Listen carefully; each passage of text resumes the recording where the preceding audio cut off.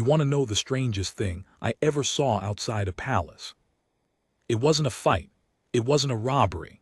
It was a woman in a cream coat walking very fast toward a black car with 3 leather bags that did not match her face. I'll explain what I mean by that. Give me a minute. Because to tell this right, I have to take you back to that morning, and I have to tell you about the guard, and about me, and about the way the whole thing felt before any of us knew what was sitting inside those bags. My name doesn't matter much. I was the man behind the coffee cart. I'd had that little spot near the corner of the square for 11 years by then, just off the main road where the tourists gather behind the railings to take their photos of the guards. You've seen the place even if you've never been. Tall iron fence, wide gray courtyard, the men in red standing like they're carved out of something harder than people. I'm telling you, after 11 years you stop seeing them as people too. They become part of the building to you, part of the furniture of the morning. You pour the coffee, you make the change, you glance up, and they're there, still as the stone, and you don't think about it. That changed the day I'm going to tell you about. It was a Thursday in early October. I remember because Thursdays were slow, and I'd been thinking about whether to pack up early. The weather was that damp, low-sky kind of London cold where it isn't really raining but the air is wet anyway, and everyone's collar is turned up, and the steam off my urn looked thicker than usual against the gray. Pigeons everywhere. Pigeons always know when the sky is going to break. There weren't many tourists yet. A school group from somewhere, France, I think, by the teacher's accent, clustered at the railing in matching yellow caps. A couple of older Americans with a map they kept turning the wrong way. A young man taking pictures of everything, the bins, the lamp posts, everything, the way people do when they're trying to remember a feeling and don't know how. And the guards, of course, 2 of them on the near side that morning, one I didn't know, and one I did. I called him the tall one in my head because he was taller than the rest by a good few inches, and there was something about the way he held himself that was different even from the other still men. The others were still like statues. He was still like a held breath. You understand the difference. A statue is finished. A held breath is waiting. His name, I learned later, was Daniel. Daniel Crew. I'll call him Daniel from here because by the end of that day I felt like I knew him, even though we never had a real conversation in our lives. Just nods. Just the small respect of 2 men who work near each other for years and never share a word. So the morning, the damp, the pigeons, the yellow caps. The first thing I noticed was the car. A black car came up along the side road where cars don't usually wait. Long thing, dark windows, the sort of car that belongs to people who are driven rather than people who drive. It pulled in and it idled and the driver didn't get out, just sat there. And there's a feeling you get when you've stood in one spot for 11 years, about what belongs and what doesn't. That car didn't belong in that exact way at that exact time. It was too early for the official cars. It was the wrong side of the building for the deliveries. I noticed it the way you notice a wrong note in a song you've heard 1,000 times. Not alarming, just off. Then the woman came. She came out from a side entrance, the small one, the one the public never uses. And the very first thing, before I'd even seen her face, I clocked the bags. 3 of them. Leather, the good kind, the kind that costs more than my cart made in a month. 2 she carried herself, 1 in each hand, and a man behind her carried the third. A younger man in a dark suit who walked half a step behind her like he was attached by a string. Now here's the thing I said at the start. The bags did not match her face. Because when she turned and I saw her face, she was, how do I put it, she was the kind of woman who has people for bags. You understand? Women who dress like that, who come out of doors like that, who have cars like that idling, they don't carry their own luggage. There's always a man, 2 men for the bags. The whole point of being that person is that you never carry anything heavier than your own gloves. And here she was, gripping 2 heavy leather cases in her own 2 hands, knuckles white, walking fast, almost too fast toward that car. That was the wrong note. That was the held breath in the morning. I want to be careful here because I've told this story a few times now and people always lean forward at this part and start guessing, and I don't want you guessing wrong. I didn't know who she was. Not for certain, not then. She was clearly somebody. The coat, the car, the side door, only somebody's use. But London is full of somebodies, and after 11 years you learn not to stare, because starring is how you lose the somebodies as customers. So I looked, and I looked away, and I wiped the counter, and I looked again. That's when I saw that Daniel was looking too. And this is the part that made the hair go up on my arms even before anything happened. Because Daniel was a guard, and guards do not look. That's the whole job, that's the discipline of it. They can have a tourist an inch from their face making a fool of himself, a child pulling at the rope, a man shouting, a bird landing on the bayonet, and they don't look, they don't flinch. They stare straight ahead at a point on the far wall that only they can see. I'd watched Daniel for years, and I'd never once seen his eyes move. They moved now. Just slightly, just for a second. His head didn't turn, he was too well drilled for that, but his eyes slid. They went to the woman, to the bags, to the car, and then they came back to the front, to that far point on the wall. And he went still again, but it was a different still. The held breath had gone tighter. I should tell you something about Daniel that I only pieced together afterward, because it matters to how he behaved. He hadn't always been a ceremonial guard. The men who do that duty, a lot of them have served real tour, real places, the kind of places where a wrong bag idling near a building means something very different than it does in a postcard. You don't get the soft eyes after that. You get eyes that are always, always doing arithmetic on the world. What's that? Where's that going? Who's carrying what? Why is it heavy? Daniel had those eyes. I just hadn't known it until that morning, because for 11 years there'd been nothing for them to do. The woman reached the car. The driver popped the boot from inside without getting out. I heard the soft thunk of it. The young man in the suit moved to put his bag in. And she stopped him. You could see it from across the courtyard, the way she put her hand on his arm, a small thing, but sharp. She didn't want the bags in the boot. She wanted them in the back with her.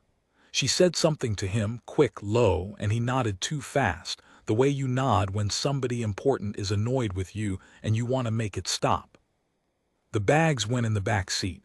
All three. She got in after them, almost on top of them, like a mother getting into a car with children she doesn't trust the others to hold. And the suited man, he didn't get in. That was the second wrong note. He'd carried a bag for her, walked behind her like he was glued, and now the door shut and he was standing on the pavement and the car was pulling out and he was not in it. He stood there a moment. Then he turned and walked back toward the side door, fast, head down, and I swear to you his face was the color of my Ernstine, white and a little sick. I looked back at Daniel, and Daniel was already in trouble. I don't mean trouble like he'd done something. I mean trouble like a man who is fighting himself. Because every fiber of his 11 years of training said stand still, hold your post, you do not move, you do not break, no matter what walks past, that is the entire sacred point of view. And something else in him, the arithmetic, the old eyes, was screaming the opposite. Here is what I would learn later that he had seen. Things I didn't have the eyes to catch from behind a coffee cart. He told a version of it afterward to people whose job it was to ask, and some of it came back to me through the strange way things travel in a small working corner of a big city. Everyone behind those railings, the cartmen and the cab drivers and the man who sold the little flags, we all talked. We all pieced it together. Daniel had seen the way the bottom of the bags pulled, the way the leather strained at the corners. Soft bags don't do that. Clothes don't do that. Even jewelry, even gold. A person can carry gold and it doesn't make a bag hang quite like that. Whatever was in those 3 cases was dense, and packed hard, and heavy in a way that the woman was hiding by gripping them close and walking with her shoulders back, pretending they were light. He'd seen the suit man's face. He'd seen the boot get refused. He'd seen the early car on the wrong side. And he'd seen one more thing, the thing that tipped him, The thing that made him do what no guard in that uniform is ever supposed to do. As the woman bent into the car, one of the bags shifted in her hand and the flap fell open for half a second. Not all the way, just enough. And Daniel saw what was inside. He never told the cartmen what it was. That part he kept.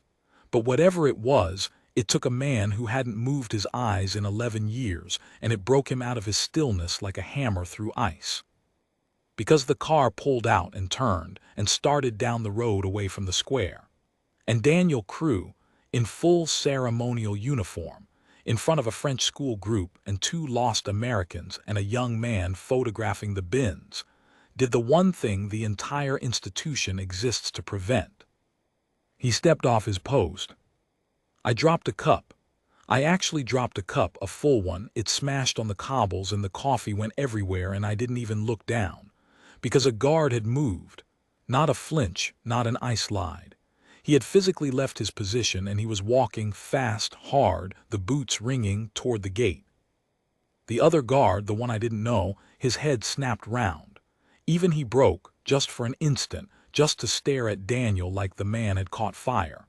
The school kids went quiet the way kids do when they sense an adult has done something an adult isn't allowed to do. The teacher said something sharp in French. The Americans stopped turning their map.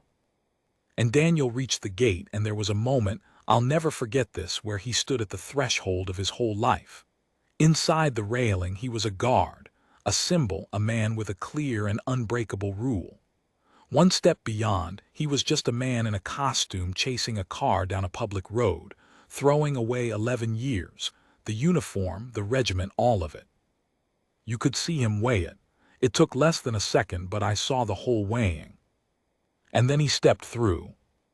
I'm going to stop there for a moment, because I want you to sit in it the way I had to sit in it. A guard off his post, through the gate, going after a car that was already turning the corner, while behind him the whole tidy machine of the morning fell apart. And not one of us, not me, not the kids, not the other guard, nobody, had the first idea what was in those 3 heavy bags, or what it would mean, or how that gray wet Thursday was about to become the worst and most extraordinary day that little corner of the city had ever seen. I just knew that Daniel Crew had seen something through that fallen flap that frightened a fearless man. And I knew I'd dropped a perfectly good cup of coffee, and I still wasn't going to pick it up. Stay with me, because the bags are only the beginning. There was a reason that car was on the wrong side that morning. There was a reason the suited man's face went white. And there was a reason, a terrible, almost unbelievable reason, that an hour and a half later, half a mile away, the ground itself would shake and the windows along an entire street would come down like rain. But first I have to tell you what Daniel did next, and I have to tell you about the dog. Yes, the dog, I forgot the dog. I'll come back to it. Let me catch my breath. The thing nobody tells you about a moment like that is how quiet it gets right after. You'd think it would be loud, shouting, alarms, all of that, and that came later. But in the first few seconds after Daniel went through the gate, there was this strange hush over the whole square, like everyone had inhaled at once and forgotten to let it out. Even the pigeons had gone up. Big gray wave of them, off the roofline, the way they go when something's wrong that people can't hear yet. I came round the side of my cart. I don't know why. There was nothing I could do, but you don't just stand behind a counter when the world tips over. Daniel was on the road now, and here's the thing, he didn't run like a panicked man. He ran like a man who had run before, in places that mattered, with a clear, flat, economical stride, no wasted motion, head up, scanning. The car had the corner and the lights and the open road. He had 2 legs and a uniform built for standing, not sprinting. He should have had no chance. But the lights, see. The lights saved him that first stretch. The car hit the junction just as the crossing went red, and there was a delivery van across the way and a knot of cyclists, and for maybe 20 seconds that long black car was stuck, nose out, unable to push through the traffic without crushing somebody. 20 seconds is nothing. 20 seconds is everything. Daniel closed half the distance in it. And I could see the woman in the back, turning, looking out the rear window, and I will never forget the look on her face when she saw him coming. Because it wasn't the face of a woman annoyed at a strange man chasing her car. It was the face of someone whose worst, most private fear has just put on a red coat and started running toward her in broad daylight. She knew, whatever was in those bags, she knew it was the kind of thing a man might die to stop. She banged on the partition. I saw it. Banged on the glass between her and the driver hard twice, and the car lurched. It actually tried to mount the curb to get past the van, 2 wheels up on the pavement, scattering a man with a pushchair who threw himself in the chair sideways into a doorway. People screaming now. The first screams. The hush was over. And the dog. Here's the dog. There was a woman near the corner, ordinary woman, raincoat, walking a big golden retriever, the lazy happy kind, off in its own world. When the car came up onto the pavement, the lead went tight and the dog spooked and bolted, straight out, straight across the road, dragging the woman half off her feet, and the lead snapped or she let go and the dog was loose in the middle of the junction right in the car's path. The driver swerved. He had to. Even a man doing something terrible doesn't, in the half-second, want a dog under his wheels. Or maybe he just didn't want the bump, the noise, the attention. Whatever the reason, he swerved hard off the curb and back down, and into the side of the stationary delivery van with a crunch I felt in my teeth from across the road. Not a big crash, a scrape, a crunch, a stop, but it stopped them. And Daniel was there. I want to tell you, he flung the door open and there was some struggle, some drama, fists, all of that. There wasn't. That's not what happened, and I won't dress it up. What happened was quieter and somehow worse. He reached the car. He didn't yank the door. He stood at the window, the rear window, the woman's window, and he looked in at her. And he put one hand flat on the glass, not a fist, a flat, open hand. And he said something to her. I was too far to hear it, but I saw her face change when he said it. The fight went out of her. It just left, all at once. Her shoulders, which had been up around her ears, came down. Her grip on the bags loosened, and she started to cry, not pretty crying, the other kind. The kind that comes up from somewhere a person has been holding shut for a long, long time. And the driver got out his side and ran. Just ran, down an alley, gone, and nobody chased him, because by then there were sirens, real ones, getting close. Somebody had called it in the second the car hit the pavement. Daniel didn't chase the driver either. He stayed at the woman's window with his flat hand on the glass. And I thought, standing there in the cold with my dropped cup behind me and the dog now sitting confused in the middle of the road and the pigeons just starting to come back down, I thought, that's the end of it then. Whatever was happening, it's over. He stopped her. He caught the car. I was wrong. It wasn't the end. It was barely the middle. Because nobody yet, not me, not Daniel, not the woman crying in the back of a wrecked car, knew that there were 4 bags. 3 had gone in the car. The 4th was already across the city. And the man it belonged to was, at that exact moment, walking very calmly through a crowd near the park, half a mile away, with the wet morning sky breaking finally into real rain, carrying the last bag like it weighed nothing at all. But I'll get to him, I have to, even though I don't like to. Let me tell you first about the woman and why she cried, and what Daniel said to her through the glass, because I did, eventually, find that out. And it's not what you'd think. It's gentler and it's sadder, and it changes everything you think you know about who the villain was that day.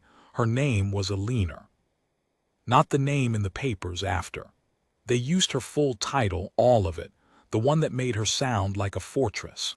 But the people close to it called her Alina, and that's how I think of her, because Alina is a woman and a fortress is a thing. And what I learned that day is that she was very much a woman and a frightened one. I'm getting ahead of myself again. Bear with me. I'm not a storyteller by trade. I sold coffee. I'm telling you this the way it came to me, in pieces, over the days and weeks after, the way you assemble a smashed thing on a table and slowly see the shape of what it was. So Eleanor, the car, the flat hand on the glass. Here is what Daniel said to her. I got this much later, from a man who got it from someone who was close to the questioning, and I believe it because it's too plain to be invented. He said, I know what's in the bags. Don't make me the reason it goes off here. That's it, that's all, 7, 8 words, and she crumpled. Because, and this is the part that took me a long time to understand, Eleanor was not running with the bags. She was running with the bags to keep them away from somewhere worse. I'll back up, I have to back up. None of this makes sense without the man. There was a man.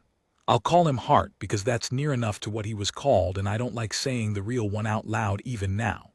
Hart had been, for a number of years, a fixture in a certain world, the world of people who attach themselves to important families, who make themselves useful, who carry the bags and book the cars and know which door is the quiet one. He'd been useful to Eleanor's household for a long time. Trusted. The kind of man who is invisible precisely because he's always there. And somewhere along the way, Hart had stopped being useful and started being something else. Money at first. It's always money at first. He'd been moving things he shouldn't, through accounts and doors he had access to, small at first and then not small. And when somebody started to notice, when Eleanor herself started to notice, Hart understood that his comfortable, invisible life was about to end. And men like Hart, when they're cornered, they don't go quietly. They reach for the biggest, most terrible lever they can find, the one that turns a personal disgrace into a public catastrophe, because in the noise of catastrophe, a man can disappear. The bags. I'm not going to tell you in detail what was in them, because frankly I learned the broad shape of it and not the fine grain, and the fine grain is the kind of thing nobody should be writing down anyway. But you understand by now where this is going. Whatever Daniel glimpsed through that fallen flap, whatever made the dense leather hang the way it hung, it was the kind of thing that, in the wrong place at the wrong time, takes down a building. The kind of thing that the men with the old arithmetic eyes are trained their whole lives to recognize and to fear. Hart had assembled it. Hart had hidden it, using the very access and trust that made him invisible. And Hart's plan, as far as anyone pieced it together, was to place it where it would do the most harm and the most noise, and let the world's attention fall on smoke and screaming while he walked out the side of the country he'd already half emptied of stolen money. But Eleanor found out first. Here is the thing about Eleanor that the papers never got, that made her a fortress in print and a frightened woman in truth. When she found those bags, when she understood what Hart had built inside her own household, under her own roof, using her own trusted man, she didn't call anyone. Why not? I asked that too the first time I heard it. It seems mad. Of course you call someone, you call everyone. But put yourself there. You are a woman whose entire life is watched, whose every move is a headline. You have just discovered that a monstrous thing has been built inside your home by a man you trusted, and you do not know, you cannot know, who else he's reached, who else is bought, which of the people you'd normally call is already Hart's. You don't know how long the thing has a clock on it. You don't know if calling out loud is exactly the trigger Hart is waiting for. So Eleanor did the only thing her frightened, proud, half-drapped mind could think to do. She decided to move them herself. She would take the bags, 3 of the 4. She didn't know yet there was a 4th, didn't know Hart had already split the load. She would take what she'd found, and she would get them out, away from the building full of people, away from the staff and the visitors and the postcard crowds, and she would get them somewhere empty, somewhere she could finally make the one call she trusted, the quiet one, far from anywhere that mattered. That's why she carried her own bags. That's why she wouldn't let them in the boot, away from her sight, where she couldn't watch them. That's why she refused to let the suited man, poor, terrified suited man who'd been told only carry this, don't ask, get in the car, because she would not put one more soul next to those things than she had to. She was, in the most literal way, a woman trying to carry a bomb out of a crowd by herself because she didn't know who else to trust. And a guard saw her do it and got it exactly wrong, and then, through that flat hand on the glass, through those 8 plain words, got it exactly right. Because when Daniel said, "I know what's in the bags, don't make me the reason it goes off here," Elena heard, for the first time all morning, another person who knew. Another person who understood. After hours of carrying the worst secret in the city entirely alone, terrified that any wrong word would bring the sky down, here was a man in a red coat who'd already figured it out and was standing between her and a crowd, asking her, not arresting her, not screaming, asking her, person to person, to help him keep it from going off here. That's why she cried, not because she was caught, because she wasn't alone anymore. I think about that a lot. The loneliest she'd ever been was in the back of that car with the thing she was trying to save everyone from.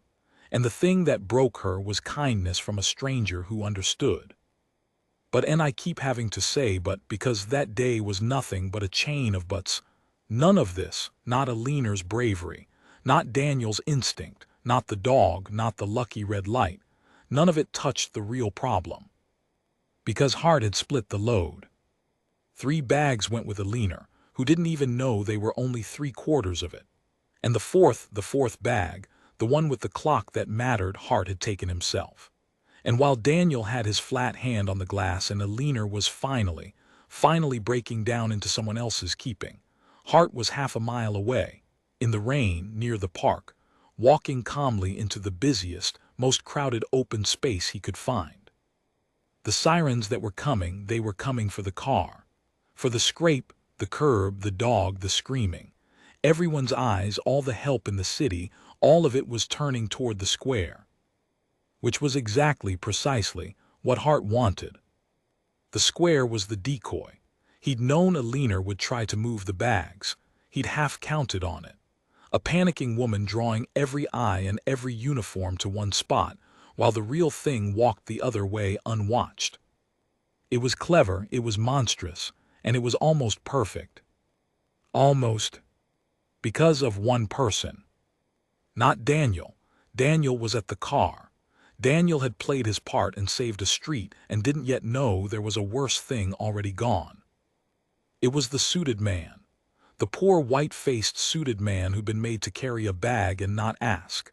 His name, I found out, was Wesley, and he was young, barely past being a boy, and he was the one piece of the morning that nobody, not Hart, not Elena, not the careful, awful clockwork of the plan, had accounted for.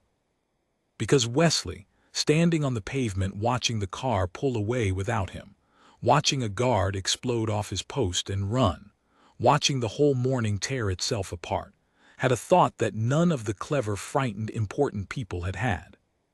He counted. He'd carried bags that morning. He'd seen them stacked before in the room with the quiet door. And he stood there on the pavement, sick and shaking, and his stupid, simple, wonderful brain did the one sum nobody else had done. There had been 4. He'd seen 4, and only 3 had gone in the car. And Wesley, who had no training, no old arithmetic eyes, no medals, nothing but a uniform he'd hired for a job he didn't understand, and a conscience that wouldn't sit down, Wesley turned around and looked back at the building. And then looked the other way, away from all the sirens, away from where everyone was running. And half a mile off, just visible over the heads of the crowd at the top of the long straight road that ran toward the park, he saw a man in a grey coat walking calmly away from all the noise, carrying a bag. And Wesley ran after him. A boy in a borrowed uniform, no plan, no weapon, no idea what he'd do when he got there, running the wrong way down a street while the whole world ran the other, chasing the one man nobody else had even noticed was gone. I told you Daniel was the hero of the morning. He was. He stopped a street from becoming a grave. But the boy is the one I can't stop thinking about, because Daniel had 11 years of training screaming at him to act. Wesley had nothing, nothing but the counting and the conscience, and he ran anyway. I'll tell you what happened when he caught up. I have to. It's the part where the ground shook and the windows came down. It's the part I was half a mile from and still feel in my chest on cold, wet mornings. But let me tell you first what was happening back at the car in those same minutes, because the two halves of this were happening at once, and they only found out about each other afterward, and that's the cruelty and the mercy of it both. Back at the square, the sirens arrived. 2 cars, then more, than the kind of vehicles you don't see on a normal day, the heavy ones, the ones that mean somebody upstream has understood that this is not a fender bender. They came fast, and they came hard, and within 90 seconds that quiet, wet corner where I'd sold coffee for 11 years was a different planet. Tape. Shouting. Men moving people back, get back behind the line. And Daniel was still at the car. He hadn't moved his hand from the glass. I think he was afraid to. I think some part of him understood that he was the only calm thing in Eleanor's whole world right then, and that if he took his hand away, she might come apart entirely. And a woman coming apart next to 3 dense leather bags is not a thing you want. When the first officers reached him, there was confusion. Of course there was. A ceremonial guard off his post in full uniform with his hand pressed to the window of a crashed car containing a weeping woman, that does not compute. They didn't know whether he was a hero or part of it. They pulled him back. Roughly at first. He let them. He didn't fight. He just kept saying it, over and over, calm, flat, the way he'd said it to Eleanor. The bags, it's in the bags, don't jostle the bags. It took a few minutes for the right people to arrive, the ones who understood what it's in the bags meant, and when they did, the whole shape of the response changed. You could see it ripple outward. The casual urgency of a crash became the cold, careful urgency of the other thing. Everyone moved differently, slower and faster at once. They cleared the street to a distance that told you exactly how seriously they were taking the dense leather hang of those cases. And Eleanor, they got her out gently and she went, and as she went she looked back, past all the officers, past the tape. She looked back at Daniel, who was being held to one side by 2 men who still half thought he might be a threat. And she said something to him, across all that distance and noise. I wasn't close enough to hear it, but I was close enough to see her mouth it, clear and deliberate, wanting him to read it even if he couldn't hear it. Thank you. And then, and this is the part that, of everything, undoes me, Daniel Crewe, in the middle of being half arrested, in the wreckage of his 11-year career, with his uniform askew and 2 strangers gripping his arms, stood up as straight as he could and gave her the smallest, sharpest nod. The same nod he'd given me 1,000 times across the courtyard, the cart man's nod. I see you, I respect you, go safe. And she went. I thought again, God help me, I keep thinking it's over. I thought, now it's over. The bags are with the people who handle bags. The woman is safe. The guard is a hero even if they don't know it yet. The driver ran, but they'll find him. The morning is terrible, but it's contained. And it was right there. That corner was contained. But the whole time, the entire time, the careful men were clearing the street and walking Eleanor to safety, and figuring out whether to thank Daniel or cuff him. The whole time, half a mile away, a boy in a borrowed uniform was running down a wet road after a man in Grey, and not one single person in that whole machine of sirens and tape and trained calm knew that the worst bag of the 4 was already gone, already moving, already most of the way to a crowd of people standing in the rain near the park, with no idea at all. That's the thing about a good decoy. While everyone's looking at the brave thing, the real thing happens somewhere quiet. So now I have to take you away from the square, away from Daniel and his flat hand and his sharp little nod, away from poor, brave, frightened Eleanor. I have to take you to the park, and to Wesley, and to the man in Grey. And I have to tell you about the moment the ground shook. Take a breath, I always have to hear half a mile. It doesn't sound like much. In a car it's nothing. But run it in the rain, on slick pavement, dodging umbrellas and prams and people frozen still on the street staring back toward the sirens. Run it in shoes never meant for running, in a hired uniform 2 sizes wrong, with your heart going like a fist on a door, with no idea what you'll do at the end of it. Run it like that in half a mile is the longest distance in the world. WSLEY ran it. I've tried to imagine what was in his head, and I don't think there was much. I don't think it was brave thoughts. I don't think he was telling himself, I must save these people. I think it was simpler and smaller than that. I think it was just 4. There were 4. Only 3 went. 4, 4, over and over in time with his feet. The terrible arithmetic that nobody clever had bothered to do, beaten into a rhythm by a frightened boy's legs. The man in GREY heart wasn't running. That was the awful confidence of him. He walked. Why would he run? Everyone was running the other way. A running man draws eyes. A walking man in the rain, head down, collar up, one bag in his hand, is the most invisible thing in a city.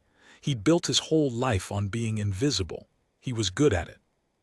He was walking toward the gathering near the park. There's an open space there. You know it if you know the city, where people stand, protesters some days, performers other days, just crowds, always crowds. The kind of loose, thick gathering of strangers that a man like Hart looks at and sees not people but cover, and target, and noise.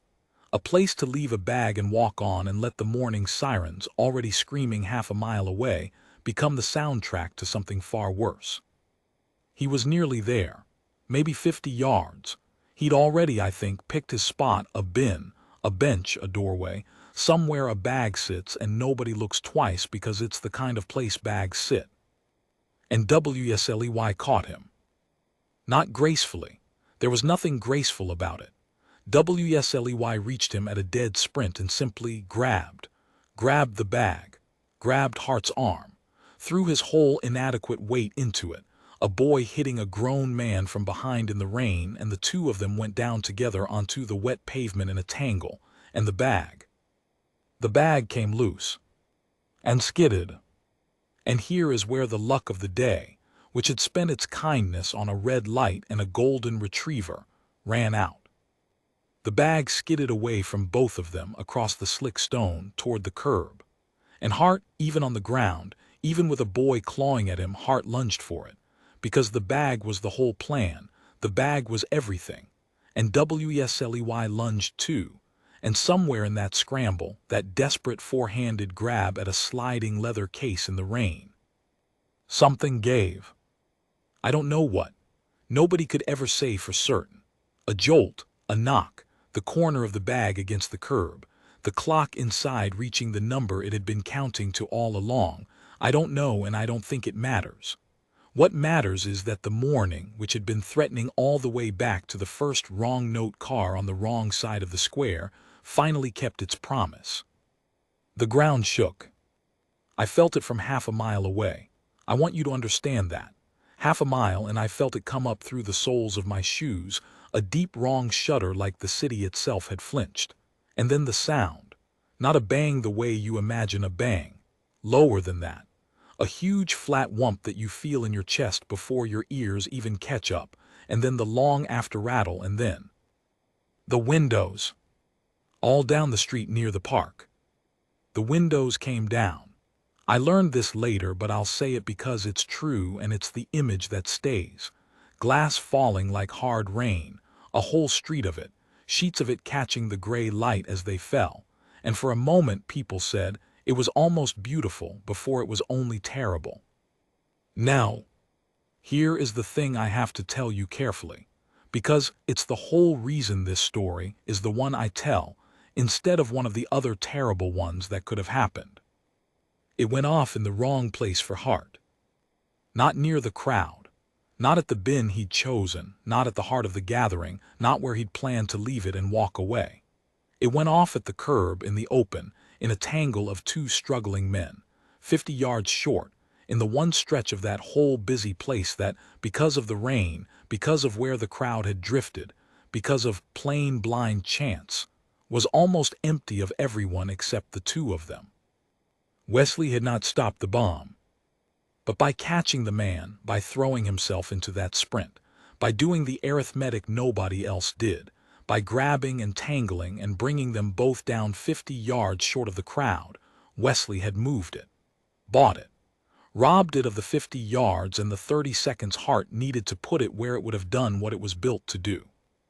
50 yards, 30 seconds, the difference between a tragedy and a catastrophe, the difference between a street of broken windows and a number nobody wants to imagine. A boy in a borrowed uniform bought that with his body. They found heart, what was left to find, I won't say more than that. And Wesley, I have to tell you about Wesley. For a long time in the hours after, nobody knew who he was. A young man, badly hurt, in a uniform that didn't fit and wasn't his, found at the center of it. The story that first went out had it wrong in every way, had him as the man with the bag, can you believe it? Had the boy who stopped it cast briefly as the one who carried it, because he was nearest, and because the truth takes longer than the rumor. For a few hours the boy who saved that crowd was, to the whole watching world, the monster. It was Daniel who said it right. Daniel, who by then had been taken in, questioned, half-believed, slowly understood to be a hero rather than a suspect. Daniel, who had stopped the car and saved the square and could have just been the hero of the morning and gone home. When the questioners showed him faces, when they tried to fit the pieces, it was Daniel who said no. No, that one, the young one, he was with the woman. He carried a bag for her and then she wouldn't let him in the car. I saw his face. That's not a man who knew. That's a man who just found out. And then it was Daniel who said the thing that turned it all around, the thing that made them go back and look properly. He said, if he was at the park, then he went after the other one. There was no reason for him to be there except that he went after the other one. And that one observation, from a guard who'd spent 11 years training himself to see exactly what didn't belong, that's what made them dig. That's what uncovered the four. That's what cleared Wesley's name while the boy was still unconscious and couldn't speak for himself. A guard with the old arithmetic eyes, refusing to let the easy wrong story stand. Two of them, that's what gets me. Two of them who'd never met, who never spoke a word to each other in their lives, who came at the same morning from opposite ends of the same broken plan. The guard who broke his sacred stillness to chase the loud thing. The boy who counted to 4 and chased the quiet one. Neither of them knew the other existed until it was over. And it took both of them. Remove either one and the morning ends in a way I can't bear to write down. Wesley lived. I'll tell you that now because I've made you carry enough. He lived. It was long and it was hard, and he carries the morning on his body still, the way some people carry their worst day forever, written into them. But he lived. And when he could finally talk and they asked him why a boy with no training and no weapon and no reason ran the wrong way down a street toward the one thing everyone else was running from, he said the simplest thing. He said there were 4, and only 3 went in the car. Somebody had to go and count. That's it, that's the whole of his heroism in his own words. Somebody had to go and count. I went back to the square eventually. Took a while. They had it closed for a long time, and even when it opened I couldn't make myself go for a while after that. But I went back, set the cart up, poured the coffee. The pigeons came back. The tourists came back with their maps and their yellow caps and their cameras, and they stood at the railing and took their photos of the men in red, and not one of them knew. Not one of them knew what one of those still red men had done on a wet Thursday in October, or that the stillness they were photographing was a discipline that one man had been willing to throw away the moment it mattered more to move. Daniel came back too, to his post.